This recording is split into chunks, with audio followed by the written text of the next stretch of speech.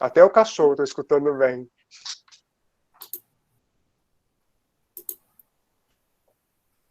Bom, pessoal, vocês vão ainda colocar o slide, né? Bom, agora o grupo que vai apresentar o grupo 15, composto pela Aline, pela Esther e pelo Lucas.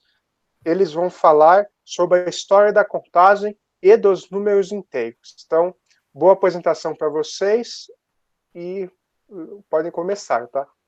Tá. Boa tarde, Douglas. Boa tarde a todos. Como você já disse, o nosso tema é a história da contagem e dos números inteiros. Os componentes do grupo são a Aline Cardoso, Esther Lopes e eu, Lucas Noriuk. Para o nosso projeto de sequência didática, criamos um plano. E esse plano consiste em quê?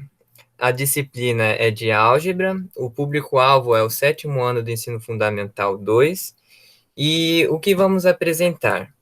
Vamos apresentar alguns pré-requisitos, alguns objetivos e introduzir algumas histórias sobre o tema. O nosso desenvolvimento metodológico são 3 aulas de 60 minutos cada uma. Falando um pouco sobre o objetivo, precisamos que os alunos compreendam o desenvolvimento histórico da contagem, que eles também saibam ordenar, comparar e utilizar os números inteiros em situações problemas, e que eles também compreendam que os números inteiros eles são uma ampliação dos números naturais.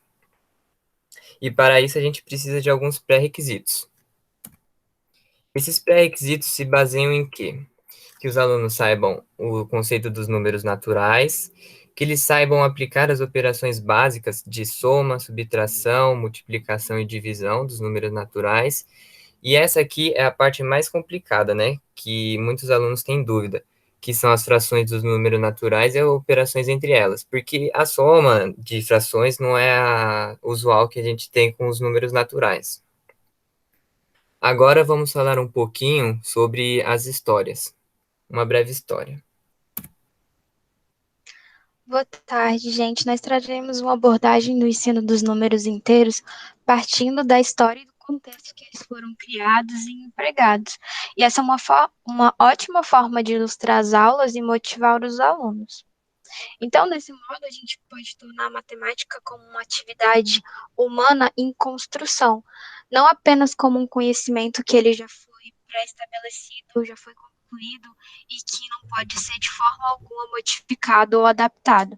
Então, nessa sequência didática, nós apontaremos os pontos fundamentais da história da contagem dos números inteiros, porque a gente acredita que ignorar a origem dos números é negar ao aluno o conhecimento dos porquês, do porquê fazer determinados cálculos, como essas coisas surgiram, para que essas coisas foram criadas e a partir dessa evolução dos números e desses porquês, dos comos, dos praquês, a gente vai construindo o conhecimento que foi constituído ao longo dos tempos e dos anos. Nós queremos mostrar a aplicabilidade e a necessidade da existência desses números, principalmente nesse contexto que a gente está apresentando aqui, que é a contagem e os números inteiros. E a gente quer que antes que o aluno pense em número como algo abstrato, ele enxergue a matemática, principalmente os números negativos, e a contagem como algo que é real, que é concreto e que é palpável. Porque a partir do momento que ele já tem isso constituído na mente dele, é muito mais fácil apresentar o lado mais abstrato da matemática, dos cálculos. Então, eles devem terminar essa sequência prática com a certeza de que a matemática ela surgiu para resolver problemas práticos e não para dificultar a vida deles, para fazer com que eles tirem nota vermelha ou coisas do tipo. Mas que eles aprendam que, ok, a matemática foi criada para resolver problemas reais e que estão presentes continuamente no cotidiano das pessoas. Para isso, a gente vai trazer a história da contagem dos números desde os povos da pré-história até o momento que se fez necessária a inserção dos números negativos na matemática. Então, a gente vai falar sobre os primeiros povos, aquelas pessoas que eram nômades, então elas não tinham o costume, ainda não havia a prática da agricultura, muito menos da criação de animais. Então, essas pessoas, elas viviam simplesmente pelo aquilo que elas tinham ali presente na vida delas, no momento, no lugar que elas estavam. Só que chegou um momento na história que já não era mais suficiente a caça que essas pessoas faziam diariamente. E precisou-se criar mecanismos novos, e foi aí que surgiu a agricultura e a criação de animais. E quando você pensa na criação de animais, traz aí a criação também, né, de pastores, de pessoas que cuidavam desses rebanhos, e esses pastores precisavam criar mecanismos para conseguir controlar a quantidade de animais que eles tinham. Então, a gente tinha ali um grupo de pastores, ou um pastor, que tinha uma determinada quantidade de ovelhas, e sempre que essas ovelhas saíam para pastar, para se alimentar no campo, ele fazia uma correspondência 1 por 1. Foi aí que surgiu isso de correspondência, e ele pegava uma pedrinha, e uma pedrinha representava uma ovelhinha que saía.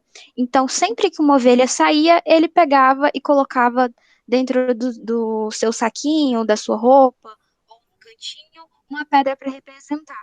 E ao final do dia, quando essas ovelhas retornavam para o lugar que elas ficavam guardadas, vamos dizer assim, ele ia tirando do saquinho a quantidade de ovelhas que entrando. Então entrava uma ovelha, tira uma pedrinha.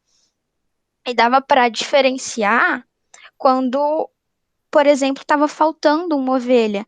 Então, se no saquinho dele sobravam pedrinhas, significava que algumas ovelhas não haviam voltado. Ou se faltava pedrinhas, era provável que alguma ovelha nasceu aquele dia, então o rebanho tinha aumentado, ou outras ovelhas se juntaram àquele rebanho. Então, ele podia controlar a quantidade das ovelhas que eles tinham. Pode trocar de slide, Lucas.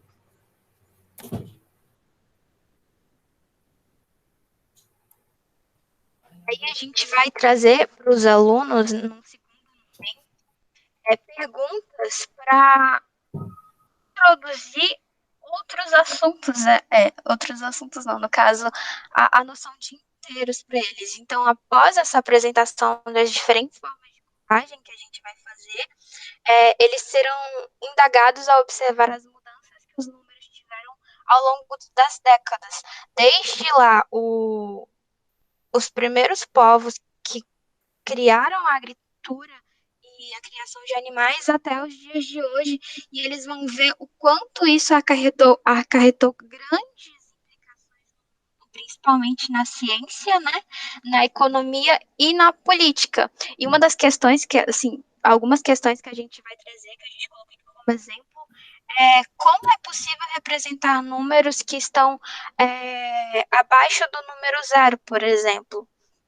Ou então, como mediram a temperatura muito fria, como, por exemplo, num lugar onde há neve? Ou é possível utilizar números naturais para representar um número abaixo de zero? Então, a gente vai ver a opinião deles, o que eles acham sobre essas questões, e a partir disso a gente vai desenvolver a aula e trazer os conceitos e as histórias que realmente aconteceram, que muito provavelmente vai estar ligado ao que eles já acreditam e o que eles conhecem. Pode trocar. A gente vai trazer também outros questionamentos que já estão mais ligados à história dos números inteiros, que é de onde surgiu a necessidade de contar coisas negativas. Então, a gente vai novamente aguardar as respostas deles e o que eles acreditam, muito provavelmente vai ver pessoas falando, surgiu do comércio, da representação de temperatura, da referência de datas, até porque a gente já trouxe essa pergunta antes, mas a gente quer ver se surgem novas opiniões a respeito disso. E aí vai ser apresentado que desde a antiguidade já se fazia muito necessária a realização de contas, principalmente quando surgiu o comércio, né? Então a gente já vai trazer a relação de comércio, de troca, a inovação, foi que surgiram os primeiros impostos, e tudo isso foi fazendo que a matemática ficasse cada vez mais próxima do cotidiano das pessoas. E só que nessa época não havia ainda sinais próprios para representar adição, subtração, divisão. As pessoas faziam isso de forma muito não mecânica, faziam muito de forma, ai, uma palavra. Elas iam usando o que elas tinham ali palpáveis, presentes naquele momento ali na troca delas, para representar essas contas e fazer essas operações. E era algo muito difícil quando eles não tinham algo concreto para fazer, se tornava algo muito abstrato, muito absurdo. E aí, após várias tentativas de fazer operações básicas que hoje a gente conhece, os matemáticos daquela época, eles conseguiram achar um símbolo que servisse para fazer essas operações com esses números que ainda estavam meio confusos.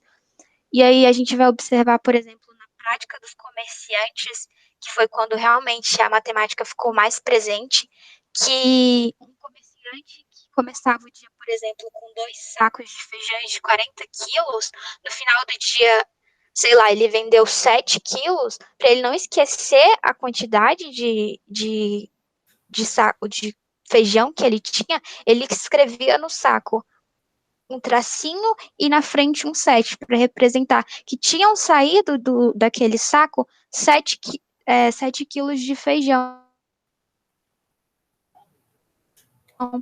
Ou se não, sobravam em algum saco 3 quilos de feijões. Ele acrescentava um sinalzinho de 2 tracinhos cruzados, um maisinho ali, para representar que haviam nesse saco colocado mais 3 quilos de feijão, porque a mente humana, ela já começa a perceber que pode haver falhas na memória.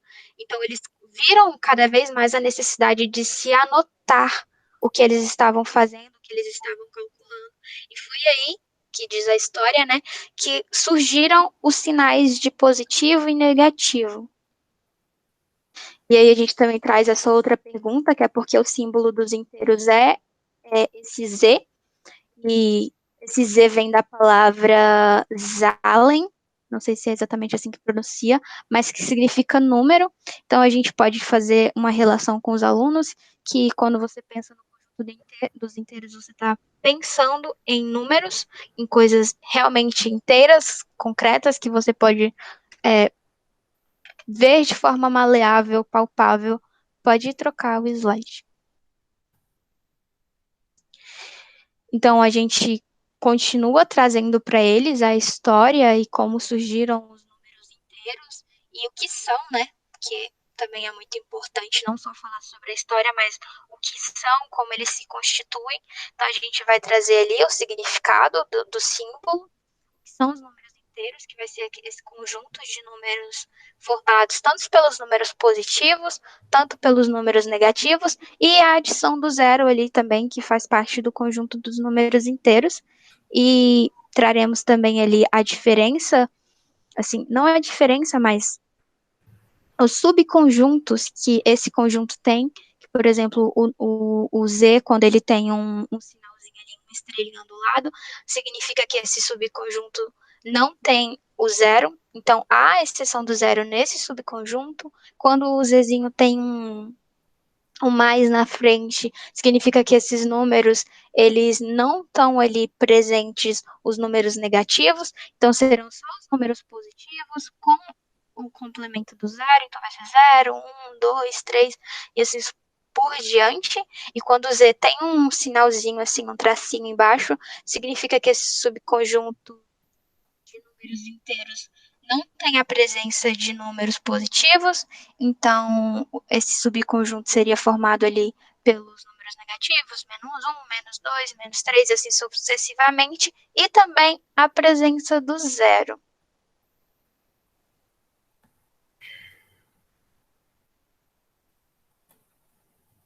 Tá? Pode passar. Isso, boa tarde, pessoal. Eu vou apresentar o desenvolvimento metodológico. Na aula 1, é uma aula mais introdutória.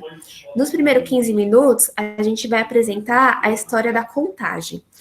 Vamos falar quando que surgiu a palavra quantos, esse questionamento de quantos, e associar isso ao desenvolvimento da agricultura e da criação de animais. Como já foi dito, eles utilizavam muito esse questionamento, né? Quantos, para fazer o controle do rebanho, quando faltava alguma ovelha ou quando nascia alguma ovelha, eles associavam, como já foi dito, né? As pedrinhas, combinação 1 a 1. E a gente vai comentar isso com os alunos, que o número, ele surgiu a partir da necessidade de contar coisas, objetos, na pesca, na caça. E com a evolução do homem e da matemática, surgiu, a gente vai falar para eles, que surgiu a palavra cálculo, que é uma curiosidade, que significa contar com pedras. Depois, passados esses 15 minutos, a gente vai escrever ou projetar com algum slide na lousa o seguinte questionamento. Como é possível representar números que estão abaixo do número 0? Nessa hora, a gente vai pedir para que os alunos respondam oralmente. Vamos considerar todas as formas de pensar, porém aqui a gente espera, né, que eles respondam citando alguns exemplos, como números decimais, fracionários, etc. E nos próximos 30 minutos de aula, a gente vai, então, ir ao quadro, à lousa, e introduzir o conceito dos números inteiros, propriamente ditos, com suas operações básicas, e principalmente com a relação da reta numérica. A gente vai usar o exemplo, né, para ajudar os alunos, usando as temperaturas muito frias, como, por exemplo, menos 20 graus, menos 10 graus, e nessa parte da aula, é importante que eles percebam que o número menos 20 é menor do que menos 10, e assim, pegando essa ideia mesmo dos números inteiros na reta. Então, o propósito dessa aula 1 familiarizar os alunos, né, com esse conjunto dos números inteiros, por meio dessas situações cotidianas, né, as temperaturas frias e etc. Pode passar. Já na aula 2, é um desenvolvimento mais teórico. O propósito dessa aula é enfatizar a necessidade da utilização do conjunto numérico com conjuntos dos números inteiros, que extrapola o conjunto dos números naturais. A gente vai compreender melhor o seu uso. Nos primeiros 20 minutos, a gente vai continuar apresentando as definições, né, para relembrar o que foi discutido no final da aula passada, e falar um pouco mais sobre a história. Nessa parte, a gente vai enfatizar que, com o início do Renascimento, que surgiu a expansão comercial, aumentou a circulação de dinheiro entre os comerciantes. Ou seja, eles precisavam de algum mecanismo, né, para identificar o lucro e o prejuízo. Eles colocavam, como já foi dito, o sinal de menos quando era o prejuízo, o sinal de lucro quando era o sinal de lucro era representado pelo sinalzinho de mais, e assim eles usavam, né, esse conjunto numérico nos seus dia a dia. Nos próximos 20 minutos, a gente vai questionar os alunos solicitando exemplos e mais algumas aplicações nos dias atuais. Nessa parte, eles podem falar, como por exemplo, do uso desse conjunto numérico em contas bancárias, né? Quando a gente está com o extrato negativo, quer dizer que a gente está devendo, quando está positivo, quer dizer que está tudo ok. E para complementar ainda reforçar esse entendimento, a gente vai trazer duas questões. Uma com temperaturas frias, é um exercício onde a gente tem que colocar em ordem crescente as temperaturas de um freezer, e o outro é com altitude medida em metros. A gente vai falar para eles numa atividade que contém altitudes de cidades, onde eles vão ter a relação de que o ponto zero, né, vai ser o mar, e acima dele vai ser as altitudes positivas, e abaixo dele vai ser as altitudes negativas, para eles já irem se acostumando e se familiarizando com essa ideia. No final dessa atividade, dessa discussão, a gente vai passar um exercício, né, para eles fazerem em casa. É uma pesquisa rápida de 2 locais na Terra, um com uma altitude positiva e o outro com uma altitude negativa, para eles irem pesquisando e tudo mais. Também iremos apresentar alguns exercícios que nós vamos resolver, alguns exercícios propostos, e passar também alguns exercícios de casa, para eles poderem ir trabalhando, né, a utilização dessas operações que já foram explicadas e tudo mais, com situações problemas. Pode passar. Aí na aula 3, vai ser uma aula de conclusão final, onde nos 10 primeiros minutos, a gente vai demonstrar aos alunos como fazer alguns exercícios, né? Alguns exercícios da lista que a gente passou, explicando passo a passo. Se alguém quiser tirar alguma dúvida, ou quiser falar alguma curiosidade que pesquisou, sobre a história, etc., vai poder entrar nesse momento. Depois a gente vai aplicar novos exercícios que serão feitos em aula, que não estão na lista, de exercício sobre os números inteiros e da contagem, e deixar os alunos fazerem. Nessa hora eles podem conversar um com o outro, trocar conhecimento, etc. Nos outros 20 minutos da aula, a gente vai fazer a correção desses exercícios que a gente propôs para eles fazerem. Vamos perceber quais são as principais dúvidas, as principais dificuldades, para ir alinhando esse entendimento. E, por fim, nos últimos 10 minutos da aula, a gente vai apresentar um resumo de toda a matéria, onde a gente vai passar por tudo que a gente já passou, onde a gente vai voltar tudo que a gente já passou para eles, iremos ver se eles estão entendendo o conteúdo, ver como está a interpretação, se os conceitos estão bem estabelecidos, se precisa ser trabalhado mais alguma coisa, etc. Pode passar. Aí aqui as nossas referências bibliográficas. Pode passar. E obrigada pela atenção. É isso.